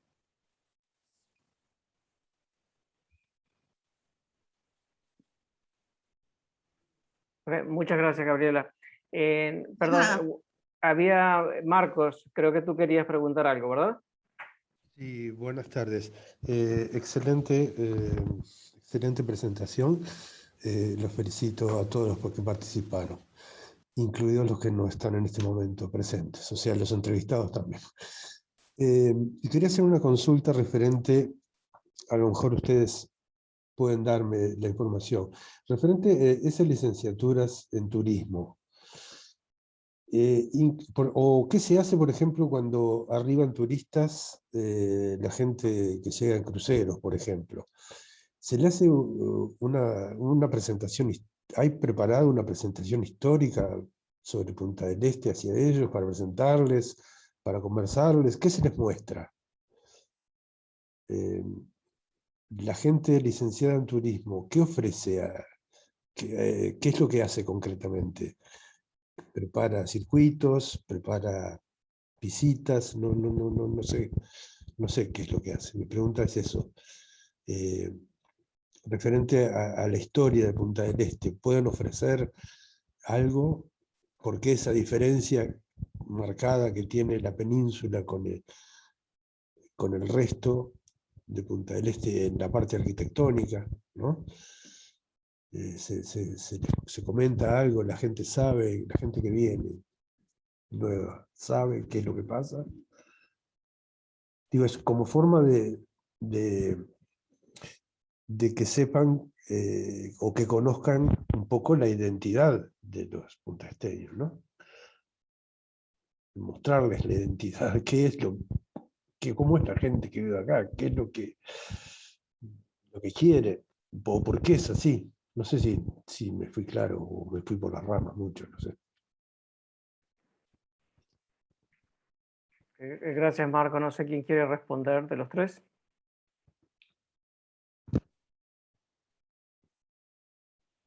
Yo contesto que en el trabajo, también en conjunto con la Comisión de Patrimonio y Cultura del municipio, en el principio identificamos algunas iniciativas así como guías, ¿no? que hacían recorridos por la península y sí explicaban, ¿no? El Día del Patrimonio también, paseos en bicicleta también, que incorporan, digamos, explicaciones sobre esta parte histórica de la península. Esa parte sí identificamos.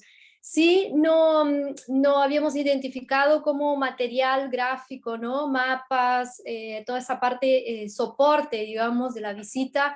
Por eso también un poco fue la idea de hacer el mapa, ¿no? Y tener una explicación, algo que sea útil y funcional y también a la vez lindo, ¿no? Como un recuerdo. No sé si contesto tu pregunta, Marcos. Sí, perfecto. Muchas gracias. Alguna iniciativa existe, ¿no? Así puntualmente, sí. Claro, esa era mi consulta. Muchas gracias. Queda aclarado. Gracias. Gracias. Antes de darle la palabra a Silvia, Luis creo que ya no cambiaste de idea. No. Perdón, ahí estás todavía. Permítame un segundo porque tengo algunas del chat, así que voy a intercalar. Pablo, no estoy seguro si lo tuyo es una consulta sobre el código QR, si pueden explicar lo del código QR. No estoy seguro si estás preguntando, no me quedó claro, pero por las dudas la transmito. Si alguien puede explicar lo del código.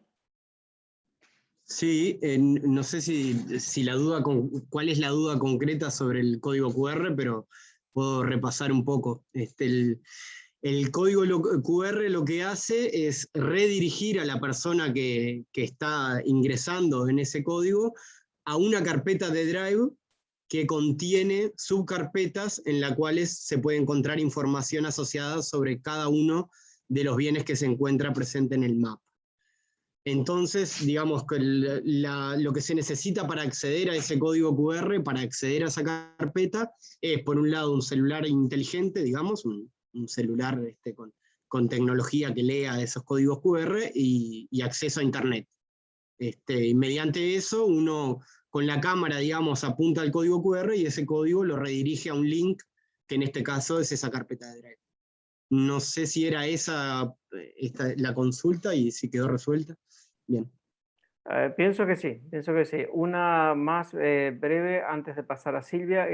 Perdón, Silvia, no sé en realidad quién está para hacer la pregunta. Del chat. Dicen, perdón, sí, tú querías hacer la pregunta del chat es la misma de aquí, ¿verdad? ¿No? ¿Es diferente? Ok, perfecto. Entonces paso a leerlo del chat. Este documental y el excelente trabajo puede servir para presentar a la Comisión Nacional de Patrimonio para pedir protección patrimonial, por ejemplo, para el ex hotel de Risso.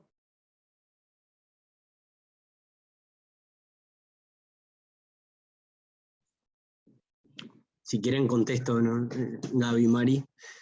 O al menos no es algo que tenemos trabajado, pero mi percepción sí, o sea, todo tipo de material, digamos, y en este caso material de investigación, puede formar parte de un conjunto de otros argumentos por los cuales se puede presentar a estas comisiones, a estos lugares, y solicitar que un bien sea de carácter patrimonial y que se conserve, eso sin lugar a dudas, y desde ya la universidad tiene una tradición histórica muy asociada a lo que es este tipo de trabajos y este tipo de solicitudes y de vínculo con la comunidad. Así que, en resumen, sí, sí, y está disponible para quien lo solicita además. Perfecto, gracias. Mafoni, ahora sí, ¿quieres hacer la pregunta? ¿Me escuchan? Sí. ¿Sí? Sí, te escuchamos bien. Bueno, no, quería aclarar, yo soy guía de turismo y soy una de las que he hecho el Caminatur histórico, que lo hemos tenido que hacer en etapas, digamos, intermitentemente por esto de la pandemia. Y la verdad, también trabajo con cruceros y es una falta que nosotros le reclamamos a las empresas cruceristas, porque lo que es la parte histórica, digamos, de Punta del Este, es poco lo que se recorre, es poco lo que se puede dar a conocer por los tiempos, ¿verdad? Y porque todo es arriba de un ómnibus. Y es una de las faltas que nosotros vemos, que este mapa vendría muy bien porque no tenemos un material, digamos, gráfico para ofrecer. Bueno, y además quería resaltar eso, que hacemos Caminatur, las guías, la asociación de guías, y bueno, y también invitarlos, el 25 hay una actividad sobre el Día Mundial del Turismo y la inclusión, y también vamos a hacer un Caminatur, así que mucha de esta gente que nos está escuchando quizás quiera intervenir, es a las 3 de la tarde el sábado. Y también ofrecernos para interactuar o trabajar en común desde el grupo de patrimonio que está en formación, un grupo de defensa de patrimonio de Maldonado, para poder intercambiar también alguna idea y nutrirnos mutuamente. Ok, muchas gracias. Silvia, ¿tienes alguna pregunta específica o aparte de esto? No, la pregunta anterior fue sobre los bienes patrimoniales, si se puede hacer por el hotel de Risso. Está perfecto, era la pregunta del chat. Okay. Sí, muchas gracias por tu aporte. No, gracias Silvia, si puedes dejar tu contacto en el chat, tu mail, así estamos conectados. Ya se lo pasé a Facundo, al chat de Facundo. Bárbaro, muchas gracias. Gracias, Silvia, muy interesante la información. Le doy la palabra a Pablo, es el que sigue en la lista de espera. Bien, buenas noches. No, consultaba por lo del código QR, porque también estaría interesante como aporte lo que se utiliza como realidad aumentada, ¿no? Que está muy bueno. Son aplicaciones que apuntando la cámara del celular al espacio que existe hoy en día, se puede ver superpuesto una imagen antigua, ¿no? De lo que existía, o de lo que había, o de cómo era.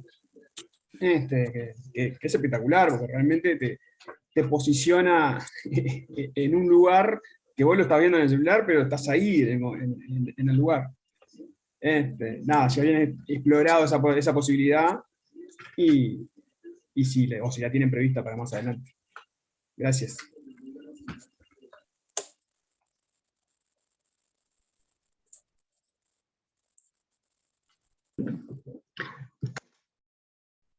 Mari, no sé si le ibas a contestar o... Sí, estoy con conexión dale. inestable. Pero, ¿se me escucha? Sí. Está. No, que no pude escuchar toda la pregunta, pero conozco de cerca una aplicación que existió en 2015 por ahí, que se llama Compasados, que el creador es, si no estoy equivocada, vive en Punta del Este, y bueno, era exactamente, trabajaba con realidad aumentada y con lugares históricos. Tuvo apoyo de la ANI, de la Agencia Nacional de Innovación e Investigación. Y bueno, cuando nosotros exploramos las posibilidades de qué hacer, ¿no? Las preguntas que presentaba Facu en el inicio, ¿no?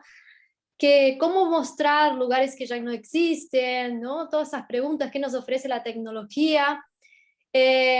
Hicimos como una evaluación también de factibilidad, ¿no? De a ver si ideas teníamos varias y ver qué podríamos hacer con poco recurso, algo que sea sostenible en el tiempo, es decir, que después pueda funcionar solo, digamos, sin una inversión, porque, bueno, pertenecemos a la universidad y también el vínculo con el municipio, sabemos que los fondos son escasos, entonces decidimos, Pablo, ahí contestando tu pregunta, por hacer algo sencillo, digamos, a nivel de desarrollo, por una primera etapa, ¿no? Después luego seguir profundizando, pero está ese antecedente que, bueno, un desarrollo muy bueno, un contenido muy interesante de esta aplicación que se llama Compasados, pero que no pudo sostenerse en el tiempo, dejó de existir, digamos, el desarrollo está hecho, el contenido está hecho, pero por cuestiones internas y, bueno, factores también externos, dejó de funcionar. Así que partimos de ahí, partimos de este antecedente, y dijimos, bueno, no vamos a hacer algo exactamente igual y más con todo lo que implica a nivel de desarrollo y de inversión, ¿no? No sé si muchas gracias. Ahí está. Sí, perfecto, gracias. Okay. Voy a hacer una pregunta ahora del chat. Hay varias consultas. La primera es, ¿qué se conoce acerca de la instalación de Marconi con respecto a la misión de comunicación inalámbrica de mensajes?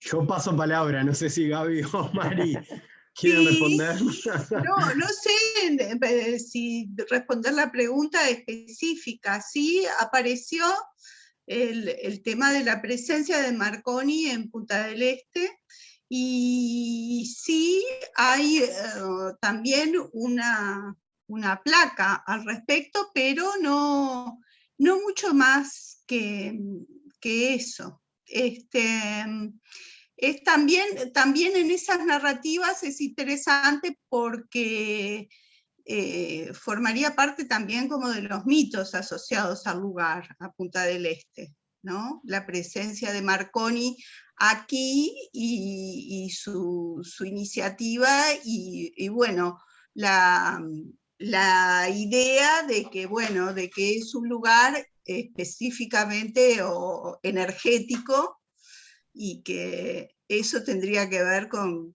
su presencia. Pero bueno, eso es lo que surge de las narrativas, ¿no? En especial de la cuestión más técnica y específica, no tenemos algo en particular que decir, digamos, ¿no? Ok, muchas gracias. Tengo una más antes de darle a Núñez Payas la palabra. Tengo también, Silvia, querías participar. Sí, hola. No, quería comentarles que pienso que de pronto en el Centro de Documentación Departamental, material iconográfico, digamos, capaz que hay, ¿no? Por lo menos de una etapa antigua de la Bahía de Maldonado, en eso que insisto en decir que Punta del Este es la punta este de la Bahía de Maldonado, que me parece importante, y que me parece importante como instituto poner pie en ese pensamiento, ¿no? Poner pie en el pensamiento de la Bahía de Maldonado y de Punta del Este como una parte de esa bahía, ¿no? Como un pensamiento que me parece que como instituto nos interesa desde el momento que estamos tratando de revalorizar la historia profunda de Maldonado como territorio. Yo creo que en el Centro de Documentación Departamental tiene que haber iconografía que de repente les puede servir. Pienso que también debe haber fotografías, no sé, hasta donde yo sé, algo de eso tiene que haber ahí, calculo que les puede servir de repente algo de eso, ¿no? Bueno, eso a grandes rasgos, y algo más que ahora se me pasó. De Marconi yo creo que Maruja habla brevemente en la historia de Maldonado. Sí creo que lo de Marconi fue, como decía Gabriela, por una cuestión de campos magnéticos, ¿no? Que estuvo acá por los campos magnéticos del estuario. Entonces, en ese sentido, estuvo estudiando eso, estuvo revisando eso, los campos magnéticos que se forman por el estuario. Bueno, nada, eso nomás que les quería comentar y alcanzar capaz, no sé. Muchas gracias. Muchas gracias, Silvia. Anotamos todas las sugerencias y por ahí también nos dijeron en el chat sobre posibles entrevistados, y por supuesto que eso nos interesa. Claro, eso era lo otro que se me había pasado. Ahí también ahora de lo de Marconi, que ahora que hablaba Silvia, me acordaba que también aparecía en las entrevistas, que bueno, que también se fue por incomprendido. Sí, entonces, bueno, claro, un tiempo, y bueno, y como que nadie Marconi le dio tiene una bolilla. historia ahí también, una historia personal, digamos, con respecto a su trabajo, a su estudio, que eso también habría que investigarlo un poquito. No, pero ahora, claro, lo otro que quería comentar es eso, que ahí alguien dice de las entrevistas. Quería decirles también que Maruja, en una serie de entrevistas que hizo y que nosotros con el instituto estamos tratando de localizarlas para ver cómo las ponemos, es una serie de entrevistas que hizo Maruja con algunas otras personas, ¿no? En algunas de las entrevistas intervino Lilia Muniz también, pero digo, hizo una serie de entrevistas a personas ancianas, ¿no? Bueno, ella trabajó mucho esa línea, pero digo, también hay gente de Punta del Este en esas entrevistas. Eso nosotros estamos tratando de trabajarlo para ver cómo armamos una cuestión con la oralidad de cosas locales. También hay un banco de historias locales, ya sabemos, pero digo, ver cómo podemos coordinar eso y poner también en acción, digamos, esas entrevistas, que hay algunas muy lindas y que si no se van a traspapelar, ¿no? Pero hay algunas a gente de Punta del Este también, por supuesto, siempre en ese entendido de Punta del Este como una parte de la Bahía de Maldonado, tan querida para el instituto hablar de esa manera, ¿no? Como Bahía de Maldonado, punta este de la Bahía de Maldonado. Les digo eso porque capaz que también esas entrevistas capaz que también les sirven, tenemos que conversar un poco quizá y tratarlas de encontrar. ¿Ah? Bueno, muchas gracias. Gracias a ti, Silvia, muchas gracias. Gracias.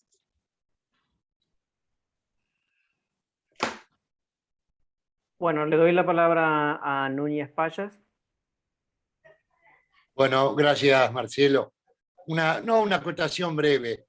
Con respecto a lo que decía Mariciana, yo creo que la aplicación es acompasados, creo que Marciano Durán fue que la realizó hace unos años. Y con respecto a lo que decía Facundo, qué interesante lo que decía Facundo al principio, y está buenísimo el trabajo que se empieza a hacer con respecto a la historia de Punta del Este y de la región, esta región limítrofe entre España y Portugal. Bueno, tenemos el Marco de los Reyes, que estaba creo que su ubicación original era acá en el límite con La Valleja, o sea que estábamos en una zona de frontera. Digo, no, qué interesante, porque yo decía la otra vez que Punta del Este siempre ha buscado, yo lo atribuía atrevidamente a un tipo humano que venía a Punta del Este, a mostrarse como nuevo, moderno, sin pasado, al contrario de Piriápolis, que todos a Piriápolis, o por lo menos en el imaginario, vamos a ver los edificios de Art Deco, el castillo de Piria, todo lo antiguo de Piriápolis, que casi sin leer o sin estudiar mucho la gente sabe y va a ver esos lugares. Bueno, Punta del Este como que venía al revés. Por eso me parece buenísimo y como hablaban ahí de las entrevistas, aún debe quedar gente viva para aportar a esto del turismo histórico-cultural, que ya es Punta del Este, Maldonado, mi pueblo, San Carlos también, ni que hablar, la región, y que eso pueda ser en un futuro autosustentable y que venga gente en invierno. Bueno, una locura que dije, pero muchas gracias. Está buenísimo esto. Ahí, Gracias, Marcelo, Carlos. gracias, Carlos. Si me permite, Marcelo, hacer una mención a lo que decía Carlos y también vincularlo con una pregunta que leí ahí medio que al pasar en el chat, que ahora la perdí, pero no importa, que es en función de a quién sería, digamos, a quién estaría apuntado o qué público, digamos, sería usuario de este tipo de propuestas. Y bueno, creo que va un poco en la línea de lo que mencionaba Carlos, esto, digamos, se encuadra en lo que es la modalidad de turismo cultural, pero no necesariamente se encierran en usuarios que puedan ser, digamos, frecuentes en esa modalidad, sino que también es parte de una diversificación de la oferta en el sentido de los turistas en general, más allá de que sí, en el marco del turismo cultural, hay personas, viajeros que viajan exclusivamente para conocer este tipo de propuestas y este tipo de cuestiones más históricas y patrimoniales. Eso, digamos, como nota al pie de lo que decía Carlos, y sin duda San Carlos, que también es de donde soy, tiene un escenario fértil para profundizar en ese sentido.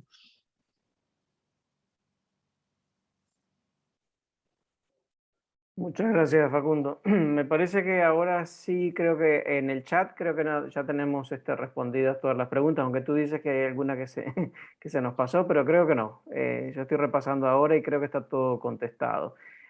Silvia Mafoni, estaban pidiendo la información de contacto, y la información sobre el tour ya la incluí ahí. Y creo que las otras preguntas ya están. Y no veo ninguna otra participación. Aguirre, tú querías agregar algo porque habías levantado la mano antes, pero no sé si todavía tienes alguna consulta o pregunta. Luis Aguirre. Sí, perdón. No, la señora, como estaba relacionado al turismo, la señora que habló sobre los paseos turísticos, aclaró lo que yo iba a decir, que era, este material que ustedes están presentando es muy completo, sinceramente, ya que cuando bajan los cruceristas nosotros nos encontramos con un material muy pequeño, que podemos decir que son 10 o 12 lugares. Eso no abarca lo que es Maldonado, exclusivamente son los lugares turísticos, o sea, son 10, podemos decir, y nos falta, la verdad que un aspecto más amplio para poder mostrar mejor lo que es Punta del Este y la parte histórica. Y la verdad que por lo que vi, me quiero hacer de ese folleto urgente, lo veo muy completo, la verdad, y va a servir mucho para un futuro.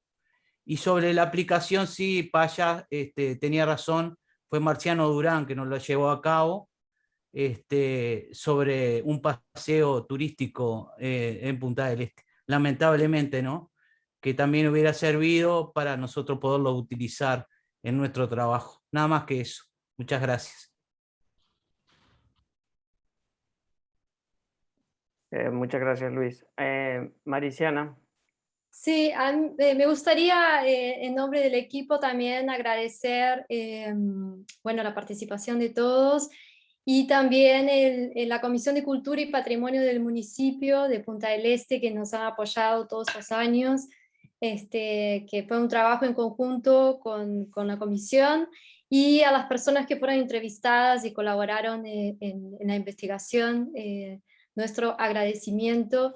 Y al curso también, la verdad que aprendimos mucho en este curso, creo que nos queda mucho por leer de María Díaz de Guerra y también compartir con estudiantes, ¿no? Toda esa bibliografía que es muy rica y que nos ayuda a entender, ¿no?, el territorio. Así que nada, muchas gracias. Gracias a ustedes, Mariciana, y tú sabes que desde el instituto estamos a las órdenes. Sí, como tú dices, el legado de Maruja sobre la historia de la zona, digo, ha sido impresionante. Así que gracias también por mencionarla y bueno, por la exposición. Pero antes de despedirnos, si no hay ninguna otra pregunta, yo tengo una sí para los tres, es sobremente, que puede ser una buena forma de cerrar. Me llamó la atención la frase de uno de los entrevistados, Luis, que dice que él se quiere ir a la península, dice, me quiero ir a vivir allá y olvidarme. ¿A qué se refiere? ¿Se refiere a olvidarme del Punta del Este que se transformó o olvidarme, perderme yo en el ocaso, cuando llegue el ocaso de mi vida? Me pareció muy enigmática la forma en que quedó la cita, pero muy interesante y creo que permite muchas reflexiones sobre pasado y presente. No sé si me expliqué bien. Sí, ahí capaz yo hago un comentario, capaz que luego Mari y Gaby pueden profundizar. Bueno, en primer lugar, Luis es una de las personas que han fallecido en todo este proceso, digamos, de investigación. Nosotros, digamos, empezamos en 2016 y en todo este tramo, digamos, habían personas avanzadas en edad que, bueno, fueron falleciendo. Luis es uno de ellos. Y en ese sentido, en esa frase, digamos, lo que él aludía en la entrevista, o al menos lo que recuerdo en ese momento, él vive en una parte de la costa de Punta del Este que está fuertemente, digamos, afectada por lo que es el desarrollo inmobiliario, desde lo paisajístico, incluso hasta de lo cultural. Entonces él hablaba de que la parte antigua de Punta del Este, donde está el faro, donde está la iglesia, además, es la parte que aún, digamos, tiene, digamos, vestigios de lo que fue ese Punta del Este de que él añora. Entonces, en ese sentido, lo que decía era, bueno, me quiero ir de esta parte de la costa, que está tan influenciada, tan afectada desde el paisaje con el desarrollo inmobiliario, quiero olvidarme de esto y quiero insertarme en lo que es la península antigua y todo lo que fue mi vida en el lugar. Un poco iba por ahí, quizás Gaby y Mari quieren agregar algo, pero ese era el sentido de la cita. Perfecto, Darío. Muchas gracias. Me pareció muy, muy interesante la forma en que lo elaboró. Y bueno, solamente me queda agradecerles a todos por la participación. En el caso de ustedes, del equipo, también, como dijo Silvia, Maruja hizo entrevistas en su momento que esperamos, poder ponerlas a disposición. Yo personalmente trabajé en un proyecto que se llamó Archivo de la Memoria Popular, dirigido por el historiador Carlos Subillaga, y también entrevisté a gente de Punta del Este, y ahora si quieren podemos ponernos en contacto para tratar de ubicar ese material, a ver si les puede servir. Algunas eran de Punta del Este. Y, perdón, hubo una mano levantada brevemente, no sé si alguien más... Ok, no, creo que no, capaz que fue accidental. Bueno, muchísimas gracias de nuevo. Ya tienen en el chat está la información de contacto para el material, también está la información donde va a estar disponible el YouTube, y bueno, al igual que las personas que están participando en el chat, los felicito por la exposición y les agradezco todo lo que nos han aportado. Muy buenas noches para todos y nos vemos entonces en la próxima semana. Gracias. Gracias. Buenas noches. Chao, muchas gracias. Buenas noches a todos. Gracias. Buenas noches. Muchas gracias. Muchas gracias. Gracias. Buenas noches, muchas gracias. Muchas gracias. Muchas gracias. Buenas noches. Buenas noches, gracias.